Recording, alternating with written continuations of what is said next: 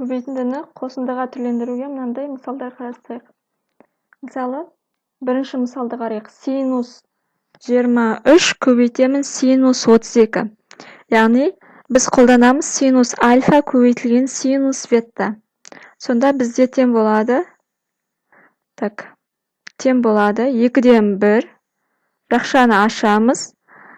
Бізде болады ол косинус альфа минус ветта, яғни 23 минус 32. Градустар бар, я. Азайтамын косинус альфа плюс ветта. Жақшаны жабамыз. Тең болады. Ықшамдаймыз 2-ден 1. Косинус 23 минус 32 дегенде ол минус 9-ды береді ғой. Бірақ біз ескереміз косинус функция. Сондықтан косинус минус 9 ол косинус 9-ға тең болады. Азайтамыз косинус 23-ке 32-ні қосамыз 55. Бізде косинус 9 градуста да 55 градуста да кестелік мәні жоқ. Сондықтан осы күйінде қалдырамыз. Жақшаны ашуға да болады, ашпай қойға да болады. Енді екінші жағдай. Екінші жағдай бізде синус 14 көбейтем косинус 16. Яғни синус альфа көбейтем косинус ветта. Сонда бізде екеуде синус болады. Синус пен косинус болған кезде екеуде синус болады. Тең болады 2-ден 1. Жақшаны ашамыз. Синус альфа плюс ветта 14 градус плюс 16 градус. Қосамыз синус альфа минус ветта, яғни 14 минус 16. Жақшаны жабамыз. Тең болады 2-ден 1. Синус 14 плюс 16-ңыз 30-ды береді. Сонда синус 30-да 2-ден 1-ге тең.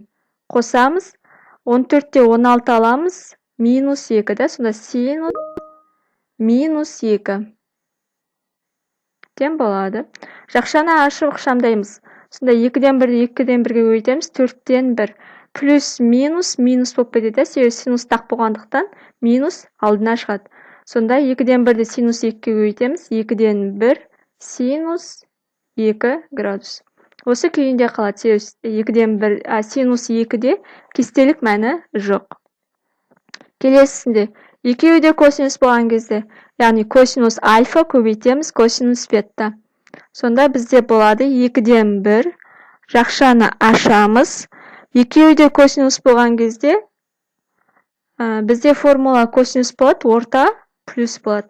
Сонда косинус пи бөлінген 12 азайтам пи бөлінген 8. Қосамын косинус пи бөлінген 12 қосам пи бөлінген 8-ді. Сонда бізде 12 мен 8-ге ең кіші орта еселік 24 болады ғой. Сонда 24 болғанда 2-ден келеді.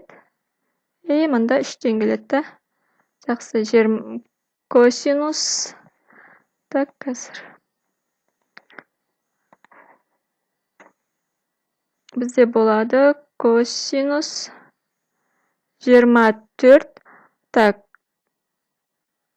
2 пи азайтам 3 пи ғода. Сонда минус пи. Қосамыз косинус 24-те 2 пи қосылған 3 пи, 5 пи да.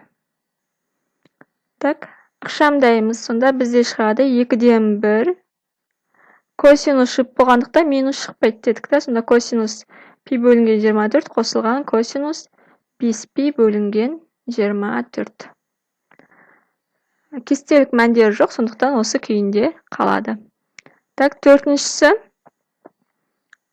синус косинуста тең болады 2 көбейтеміз. Синус косинус болған кезде біз айттық екеуде синус болады деп. Сонда синус пи бөлінген 8 қосамыз пи бөлінген 5. Қосамыз синус пи бөлінген 8 азайтамыз пи бөлінген 5. Оны да ортақ бөлімге келтіреміз. 2 көбейтілген 2-ден 1 қалып қойды формулада. 2-ден 1.